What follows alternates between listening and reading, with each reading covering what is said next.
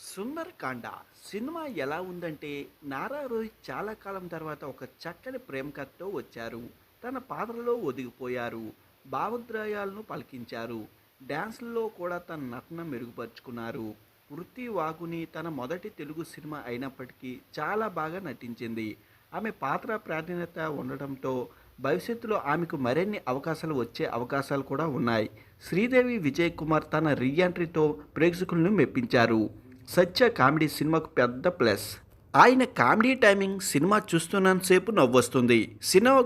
Cinematography చాలా కలర్ఫుల్గా ఉంది. ముఖ్యంగా బ్యాక్గ్రౌండ్ మ్యూజిక్ సినిమాకి సిచ్యువేషన్కు తగ్గట్లుగా కుదిరింది. పాటలు కూడా ఆకట్టుకునేలా ఉన్నాయి. దర్శకుడు పాత కథాంశాన్ని కూడా చాలా కొత్తగా ఫ్రెష్గా రాసుకుని నడిపించారు. నిర్మాణ విలువలు కూడా చాలా బాగున్నాయి. నారా రోహిత్ తన వయసుకు తగ్గ కథని ఎంచుకున్నాడు అనిపించింది.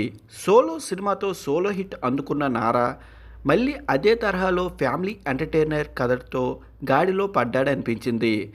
చొక్కా నలక్కుండా మొహంలో పెద్దగా మహాభావాలు పలకకుండానే లాక్కొచ్చేస్తున్నాడు. దానికి తగ్గట్లుగా హెవీ బాడీ కాబట్టి తనకి ఎలాంటి క్యారెక్టర్ సూట్ అవుతుందో అలాంటిదే ఎంచుకున్నాడు. ముదురు వయసు సిద్ధార్థ్ పాత్రలో ఒదిగిపోయాడు. ఈ సినిమాలో చాలా స్టైలిష్గా అనిపించాడు. డ్రెస్సింగ్ అదిరిపోయింది. యాక్షన్ ఎక్స్ప్రెస్ విషయంలో నారా రోహిత్ నుంచి ఎక్కువ ఆశించడం అత్యాశ అవుతుంది కాబట్టి పర్ఫార్మెన్స్ పరంగా పాస్ మార్కులు సాధించాడు. చాలా ఏళ్ళ తర్వాత నారా రోహిత్ సెట్ అయ్యే మంచి కథ పండింది. ఆ కథకి న్యాయం చేశాడు. సినిమా అయితే చాలా బాగుంది. ఒకసారి చూసేయండి. చాలా ఎంటర్టైన్మెంట్గా ఫుల్ కామెడీగా ఉంది.